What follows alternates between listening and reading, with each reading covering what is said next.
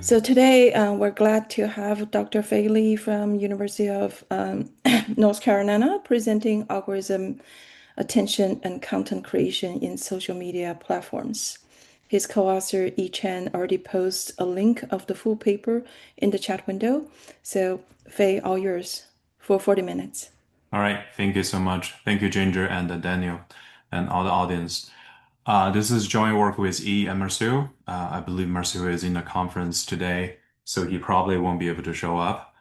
And E, you can see here helping me to answer questions. And in this paper, we want to talk about algorithm allocation of attention and content creation in social media platforms. So we have a lot of social medias, and then a lot of people spend a lot of time on social medias, and also a large number of video going to be have been uploaded every day. You can look at the data for only for TikTok every day. There are like 30 million video uploaded per day, and then all those social media platforms make a lot of money from monetizing the attention of consumer by selling a consumer's attention through advertisement. So to organize social media platform at this level or this scale, it's natural that those platforms gonna use algorithm to decide who sees what. Leading platform like YouTube, Instagram, TikTok, even Reddit, Facebook, they all utilize some sort of algorithm to manage who sees what. So in this paper, what we're trying to do is trying to provide a unified framework to think about algorithm design of social media platform. When we talk about the algorithm, what we don't mean the specific computation process. What we mean is that what would be the consequence of using algorithm to allocate consumer attentions. So we will talk about algorithm allocation of consumer attention to content produced by creators. And we want to mention that the three important ingredients of social media platform are captured in this model in the following way. It's social because we assume that all the contents are produced by users decentralizedly. It's a media platform because contents consumption is non-rival. This is a platform where we sell video and articles instead of trading a physical product. It's a platform. This is captured by the idea that platform utilize some algorithm to allocate attention and provide incentive for creator to generate high quality contents. And eventually the platform will benefit from showing advertisement to consumer, and that's how they make profit. So the key trade-off of attention allocation is as follow. We have two channels of utilizing consumers' attention. One way we call it harvest attention. This means you can directly monetize consumer attention by showing them some ads. The other one is slightly more sophisticated. This is the planning attention and grow them and get more attention. So you direct consumer attention to some contents. If we believe the content creator look for exposure, you can use the platform can use the attention to threat the creator or incentivize them to provide higher quality contents. By doing that, you can attract more audience and then get more attention to monetize in the future. Okay, so this gave us the following research question to answer: how we gonna simultaneously provide incentive for consumers and producer to utilize both channel? If you think about the trade-off I just mentioned, In each channel, we utilize the consumer attention. Incentive is involved. In order to harvest consumer attention, you have to combine high quality content with advertisement so that the consumer will have the interest to participate.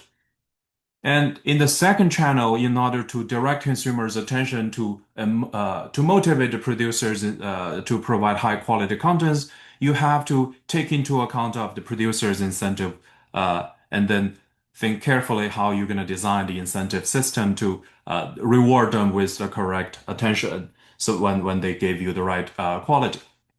So in both way, incentive is important, and we capture incentive carefully in this model by introducing asymmetric information and the user heterogeneity, so that the attention allocation mechanism need to face a two-sided screening problem on both the consumer side and the producer side. And also because this is a two-sided market, naturally there will be network effects. And what is special in this model is that when attention allocation is fully in control by the algorithm, the network effect scope and the strength will be completely endogenously designed through the mechanism, right?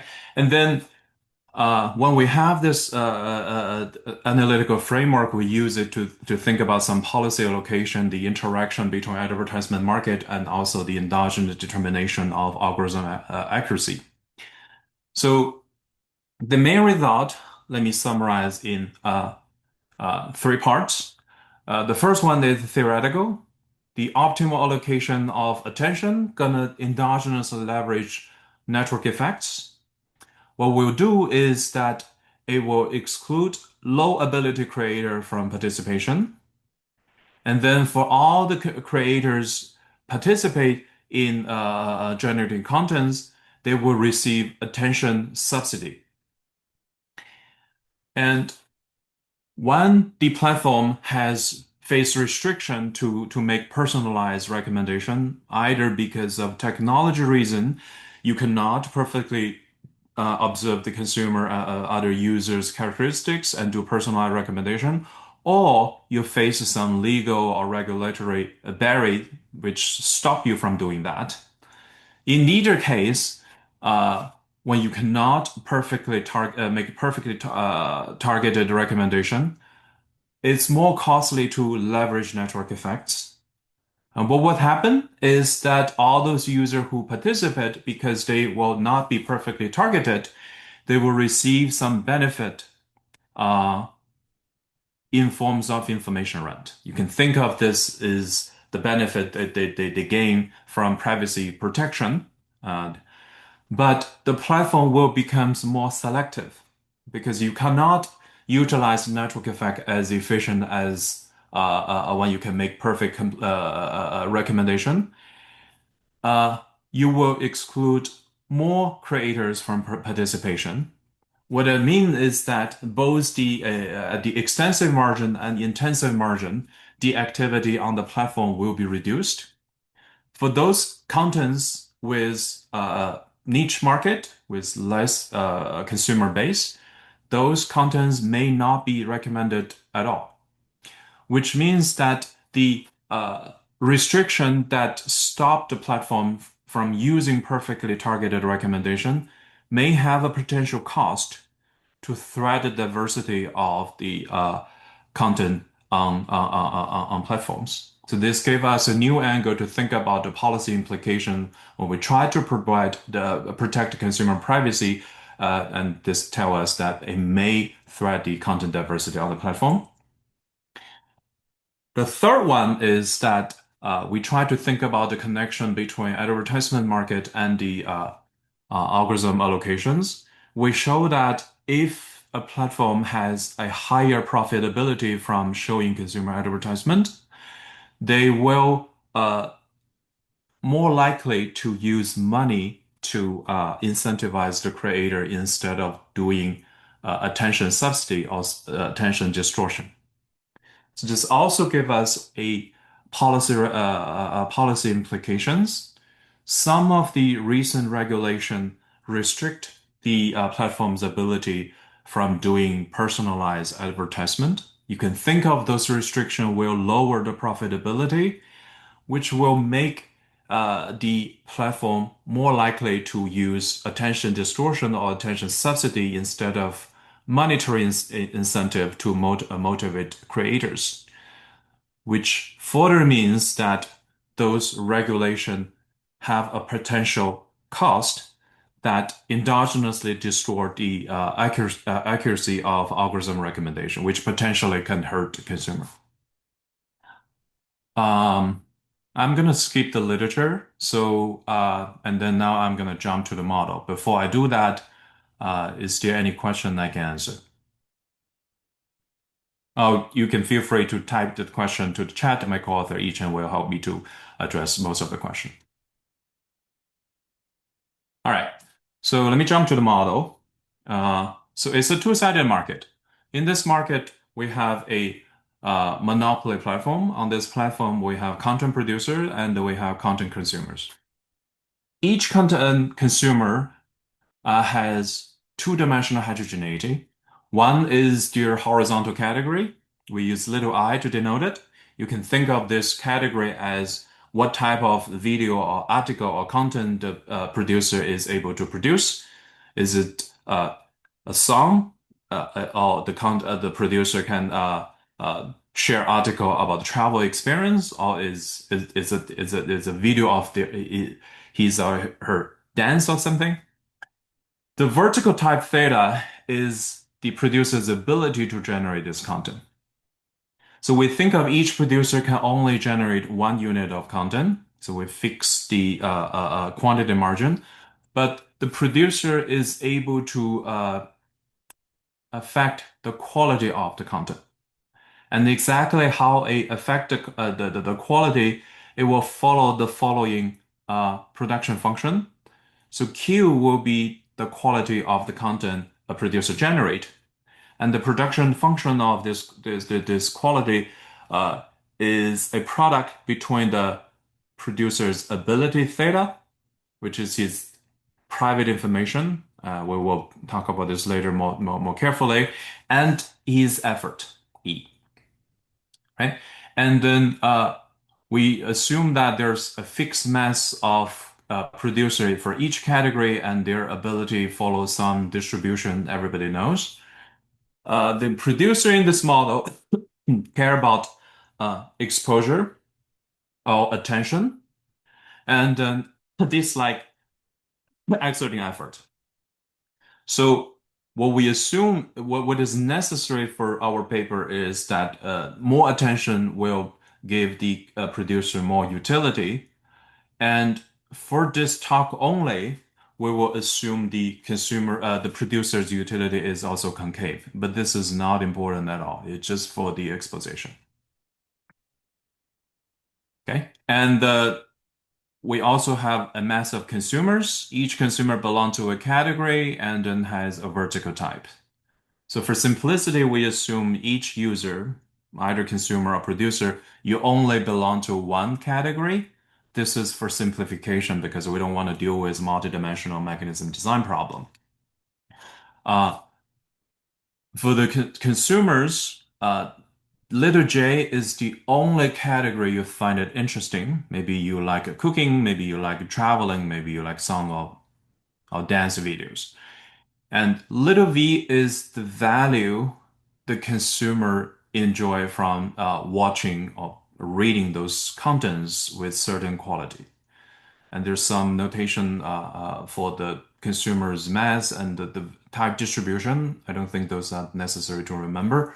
But what matter is for each consumers, if you watch one unit of content, you have to pay some a disutility, which is your attention cost, no matter what type of content you watch. And if the content you watch also belong to the category you have interested, then you will develop some utility, and that utility will depends on the quality of the content and depends on your valuation. All right. So this means that if you watch some content that is not in your category, you receive no benefit, only the cost. But if it is in your category, you will receive more utility if the quality is higher or your value is higher. And we assume that there's no utility from watching advertisement and only attention cost. The zero benefit assumption is not essential. What is essential is that there is a difference between watching interesting content and watching advertisement. What matter is that gap. Okay, so we have this constant disutility from attention. This capture the idea that we think of the K is the opportunity cost you can spend on other activities, and then sorry we assume it's constant because we think of this as a partial equilibrium model, so that the activity you conduct in social media only occupy a small proportion of your total time. And let me make some comments before we move on to other ingredient of the model. This is a platform people consume content, and when consumer consume content, it creates some surplus. But the platform help the consumer to realize those surplus not because the platform is benevolent, it's because you want to create those surplus and then extract those surplus by showing consumers some advertisement. Content consumption is also non-rival in the sense that I watch a video and my activity doesn't affect the probability of other people or utility of watching those contents. This is different from product market platform. This is the key difference we want to highlight for social media platform. The content production is going to be costly and require some compensation. In the baseline model, we assume the only source of compensation for the creator is attention, and you can microfund this by thinking the creator can monetize this attention either online or offline through different type of activity. Maybe the creator will get more attention and then be able to sell things in live stream process, or maybe it will get being contacted by some advertiser and sell advertisement in his video. In any way, we do not commit in what way the creator can monetize those attention. You can also think of the creator care about attention exposure totally because he want attention. It's a psychological need. Okay. The platform is the only way content creator and the consumer can meet each other, and the platform will do that because eventually he wanna convince the consumer to participate and then showing the consumer some advertisement to make profit. So we simplify the advertising market because we want to focus on the content production and consumptions. So we assume the platforms per unit or per impression profit from showing consumer advertisement is a constant number Z. Okay, you can think of the platform is a monopolist, and then he run the auction to a bunch of advertisers for each consumer impression, and then all the advertisers' willingness to pay is constant Z. Right? Apparently, this is a simplified assumption, and you can make it more sophisticated introducing heterogeneous willingness to pay, but that won't be the focus of our paper. Okay, and in order to convince the consumer to watch advertisement, the platform has to mix content and advertisement together as a bundle, and then to make personalized consumption recommendation to different consumer type. If you design this very carefully, the consumer will be, with different type, will be all willing to watch follow the recommendation and watch the content and also the advertisements benefit the platform. So, the way the platform make a recommendation is through a recommendation algorithm. We model this as a mechanism, and the information assumption is that platform cannot observe users vertical type, but it can easily see the horizontal categories in the sense that if a producer can produce a certain type of video or article, it's very difficult for them to pretend to be some other categories. And whenever you log in some social media platform, the platform will ask you what type of content you're interested. You find a travel interested, or you're a big fan of cooking, and there's almost no reason for consumer to lie about it. So it's pretty easy for the platform to elicit this information, either from having a few rounds of conversation or just observing the consumer and producer's activity for a few rounds.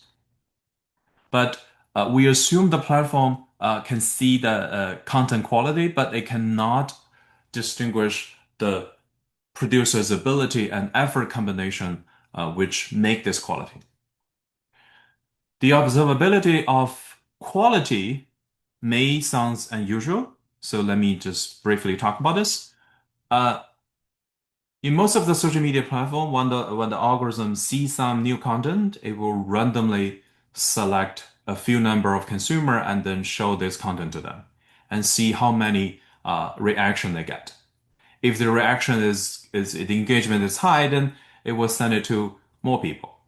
And all this experimentation can be done in seconds. So from the platform's perspective, it's not crazy to assume that they can, with a very low cost, they can learn the popularity of the contents. However, they may not be able to tell whether this high quality content is produced by a high ability person or is a low ability person who spent a lot of effort. And on the producer side, the producer will choose effort to determine quality, and the algorithm assign attention as a reward. You can think of this algorithm from the producer perspective as a incentive scheme. Uh, it promise you if you make your content quality to achieve certain level, you will receive certain level of attention. And you do this calculation by yourself and decide how much effort you want to produce given your private type. On the consumer side, the algorithm will make a personal mix between content and advertisement. Each mix or digital bundle will correspond to some attention cost. You have to pay certain attention, spend certain amount of time to finish this bundle. And you understand in this bundle, there is there are a different category of contents with various quality and then some amount of advertisement. So we assume the platform has perfect commitment because they are in this business for a very long time. And then we assume the consumer is able to decide whether to follow the recommendation or they can decide how much time to spend on the platform's recommendation. They don't have to finish all the recommended bundle, but we make a assumption that the contents and advertisement are experience good. So for a consumer, you can either accept the bundle or consume a certain percentage of it, but you cannot do cherry picking. You cannot pick the contents from that you find it interesting from the recommendation bundle and watch them only and then throw other thing away. That is not feasible because in order to tell which one you like, you have to watch them, and after watch them, you already finished the consumption. Okay, and later in the paper, if I have time, in the presentation, I have time, I will talk about another implementation. So we show that the algorithm, the optimal mechanism can be implemented by a sequential stopping problem so that the algorithm is just going to show all the consumer a common feed, and then different type of consumer will decide to stop at different time, and then they will receive different they will spend different attention costs, and they will watch different amount of contents. Let me give you some example to understand how the recommendation algorithm work and then how we utilize the network effects. So the first example is very simple. Suppose the algorithm recognize content and consumers category and only recommend uh, consumer with contents that belong to the consumer's own category. So if you like travel, I only send you content with travel. You like cooking, I send you with cooking, and no other control. If you do that, the content producer will face no incentive to exert effort. So, anticipating the zero effort made by producers, the consumer has no incentive to participate, and then no activity will be generated from the algorithm from the platform, and then there will be zero advertisement revenue from the for the platform. The second algorithm is minimal quality control. The algorithms still recommend consumer contents in the category the consumer find it interesting, but set a minimal quality bar. Only if the quality in that content category quality is above certain threshold, it will be recommended to consumers. So what happen will be if a producer's ability is sufficiently high, he find it optimal to exert effort and make sure the quality of his content exactly at that required cutoff, because there's no reason to make it higher quality. And then you will receive attention from some consumer whose value is sufficiently high and find it optimal to join the platform. If the producer's ability is not high enough, it's not worth it to make the production, so you will uh, uh, not participate, and then same thing happen for the consumers. In this case, some of the consumers who join the platform will have a sufficiently high valuation. And then from the platform's perspective, what you can do is to combine, to mix those contents with a positive amount of advertisement and then send it to consumer as a package. If the consumer's valuation is sufficiently high, they understand when they consume the content, consume the recommended package, certain amount of their attention will be directed to advertisement. But as long as the percentage is low enough, they will still be willing to participate. So in this case, the platform's algorithm can coordinate the participation of consumer and the producers, and then generate some positive advertisement. The third example is slightly more sophisticated. So there is a minimal quality control for within category content recommendation, but also if a producer make the quality of his content to be even higher, say higher than Q star plus delta, and then the algorithm gonna recommend the content to a consumer who are not interested in this content. By doing that, the producers understand if I make the quality of my content higher, I will get more audience. So the platform can use this contingent attention allocation and ask the producer to exert high effort and provide a higher quality of contents. From the consumer's perspective, he understands that the recommended in the recommended package there will be some category, some content I find it interesting. There will be some content I don't find it interesting. But because the producer's incentive has been strength, the consumer are willing to work harder. For those consumer who are in my category, their higher effort will cause higher quality of content, so I will have a stronger incentive to participate to watch those content. But I also understand in the package there will be some uninterested content. So exactly whether this the combination of bias recommendation with minimal quality control will increase consumer participation or decrease consumer participation will depends on parameter. Okay. So, but you can already see that by making bias recommendation, the algorithm is essentially subsidizing high ability producers to generate higher quality and contents and providing higher effort. And through this cross-category network effects, it can benefit consumer in those producers' own category. And exactly how the network, the net effect gonna work will depends on how we choose the algorithm. So in the rest of this paper, in this talk, we will think about a more flexible design, which uh, think about the most general thing we can do and then see whether the minimal quality control or exactly what type of quality control is optimal and exactly how we're going to utilize network effect and how to do cross-category subsidy. Okay. Uh, I think there may be a question and then maybe, okay. So E will handle that. All right. So in order to make the most general case, so we go with revelation principle.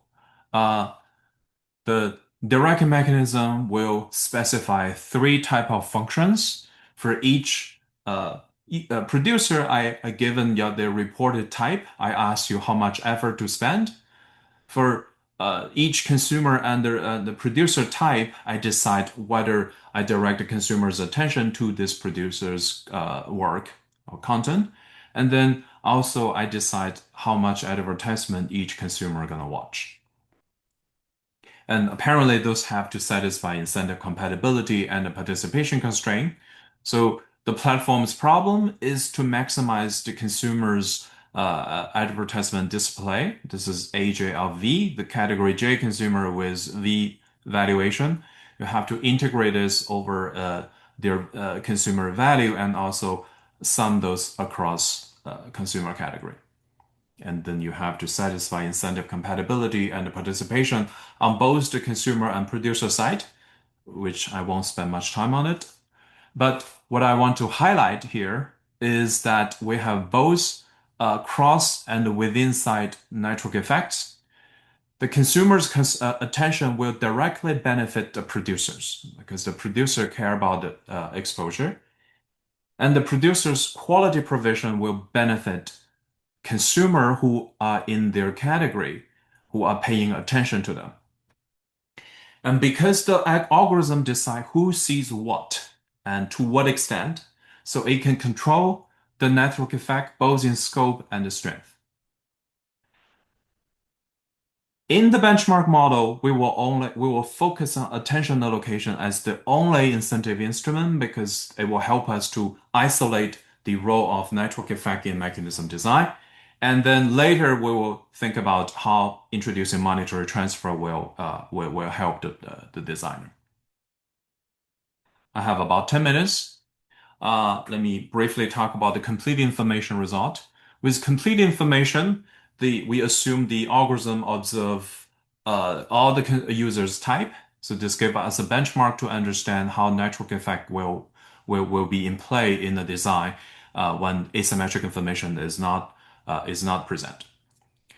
And it's not difficult to see that when you have when you don't have asymmetric information, obviously there's no incentive compatibility, and you can push all the consumer users surplus to zero, so all the participation constraint will be binding. Once we do that, the binding participation constraint for consumer will help us to establish a equality between the amount of advertisement they watch and also the night utility that would derive from watching contents. So the amount of advertisement each consumer is display is exactly the night utility they receive from watching contents. So in the complete information framework, the platform's problem is actually just maximize all the consumers' surplus. And then for all the producers, because we can push their participation constraint to be binding, so the effort they spend will be exactly compensated by the utility from exposure. So what we have is the following. Suppose the cost of attention is small. So this is a regularity condition so that we don't have to do running. What would happen is that the optimal algorithm gonna participate the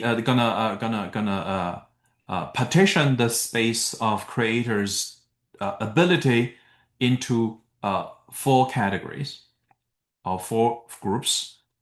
For those producer whose ability is sufficiently low, they're gonna be excluded.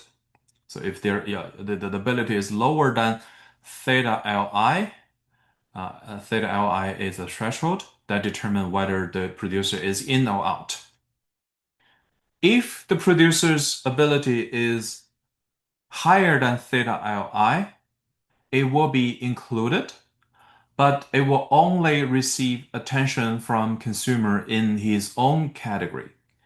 And we denote capital Xi theta as the total attention a producer receive. The first part coming from the within category consumer, and this capital Ri is the total attention he received from cross-category consumer. We call this extended bridge. For those middle value producer, you will only receive within category consumers' attention, but no cross-category impact. When the ability of the producer get higher, above theta Im, it will receive all the within category consumers' attention. So the capital X gonna reach beta I, all the within category consumer will watch your content, but also because your ability is so high, it's important for the algorithm to motivate you to work harder to benefit your within category consumer.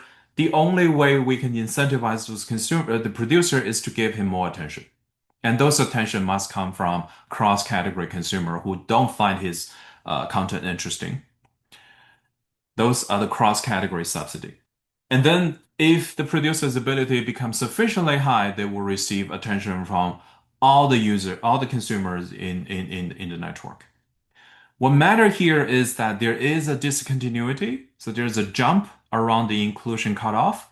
So either the producer is excluded, or when it is included, it will be rewarded with a large amount of attention instead of a small amount of it. This is because of there is a complementarity between attention and effort. Because the high quality provision come from high ability from high effort.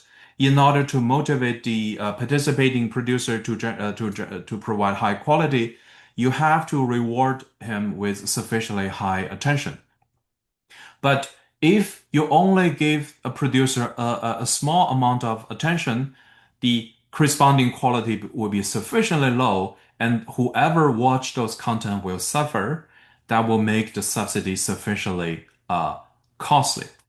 And this is why for when the network effect exists with this complementarity between effort and attention, you want to have a attention jump at the inclusion cutoff. Okay. For the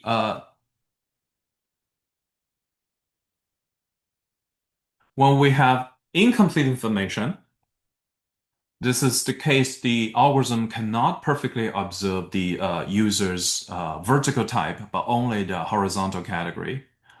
What happened is that you have to, the design problem will also be constrained by incentive compatibility.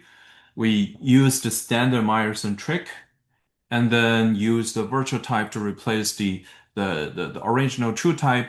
And then the result is as follow. So we still have segmentation on the producer's ability space. What matter is that all the threshold will become higher. The intuition is actually very simple. When we have asymmetric information, all the participating consumer except the lowest type will receive information rent.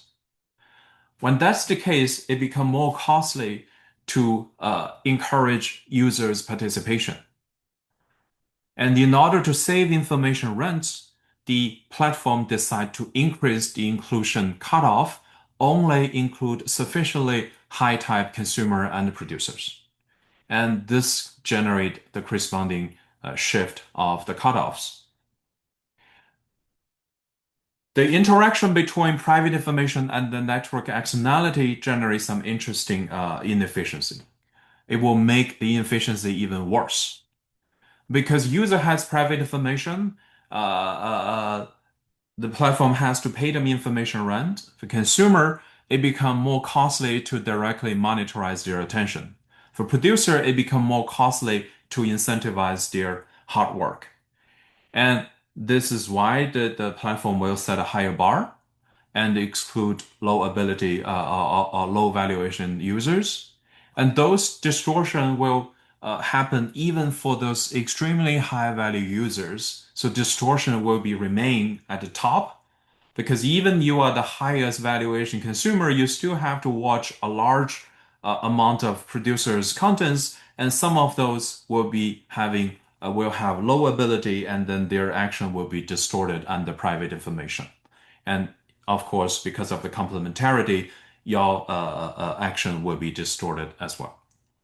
Okay, so information asymmetry means that you can interpret the comparison between complete and incomplete information case as uh, uh, allowing or not allowing the platform to make personalized recommendation to users. And what happened is that some of the user will receive information rents. You can think of this as the benefit of privacy protection, but it also will raise the entry bar, and some of the category will have a small consumer base with incomplete information. Those category will not make it because it will require an extremely high ability creator to make the content being circulated. Those people simply do not exist. So this presents us a policy trade-off between privacy protection and also the diversity of platform landscape. Since we are running out of time, let me skip the part with monetary transfer, uh, jump to the conclusion. Okay, so we have a framework of social media platforms algorithm design, and the key trade-off of attention allocation is to harvest consumers' attention through direct monetization, or planning or growing the consumer's attention through the network effect and to motivate producers' incentive and hard working. The algorithm should assign attention to some seemingly bad match, even though point-wisely it's a bad idea, but it may leverage network effects in to encourage high quality production and also generate more attention to monetize.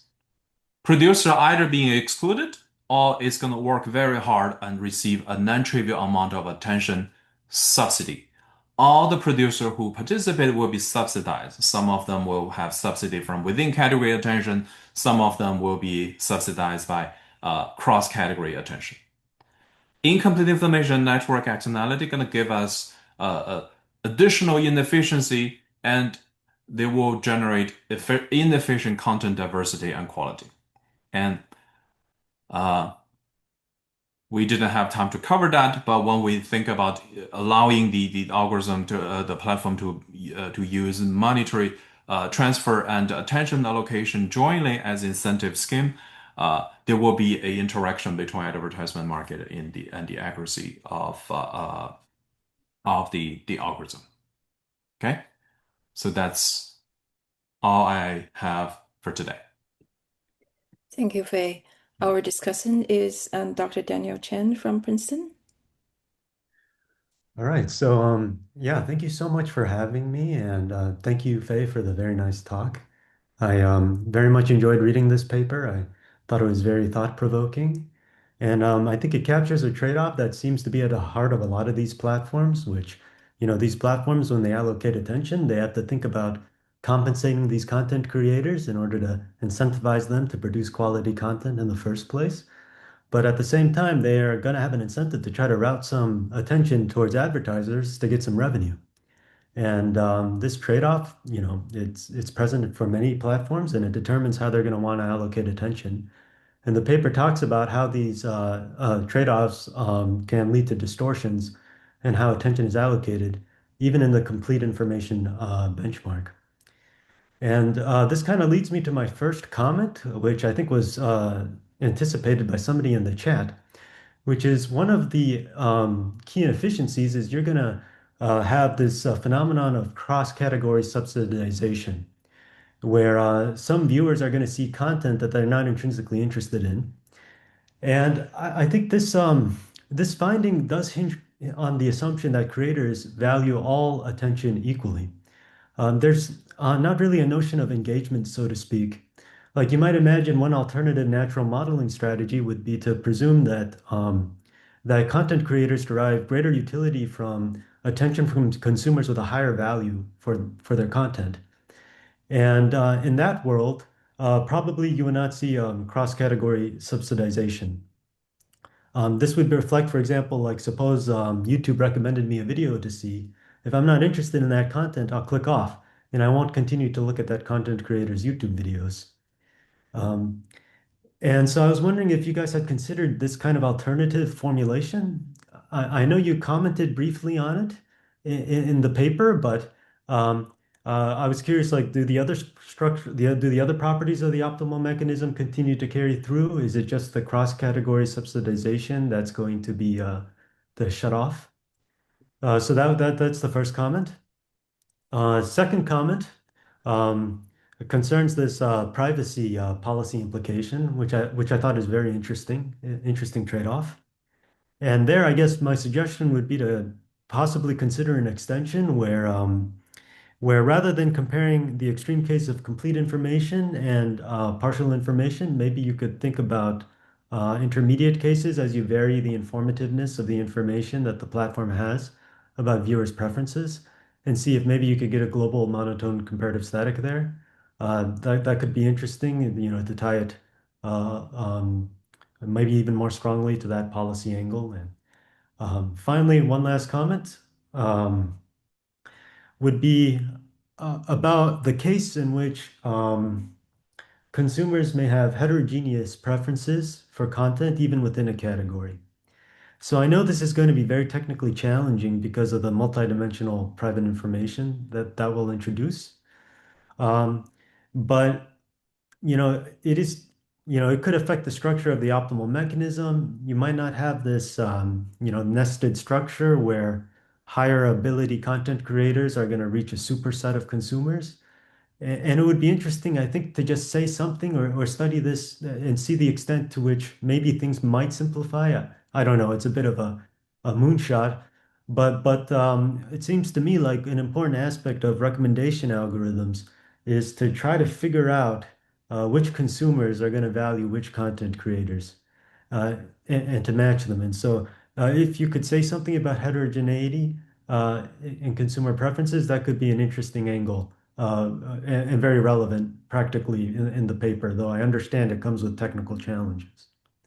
Okay, so yeah, that's my discussion. Overall, I very much enjoyed the paper. Very clean analysis. Studying this trade-off is going to require a lot of moving parts, and the authors found a clean way to handle it and generate, I think, some nice insights.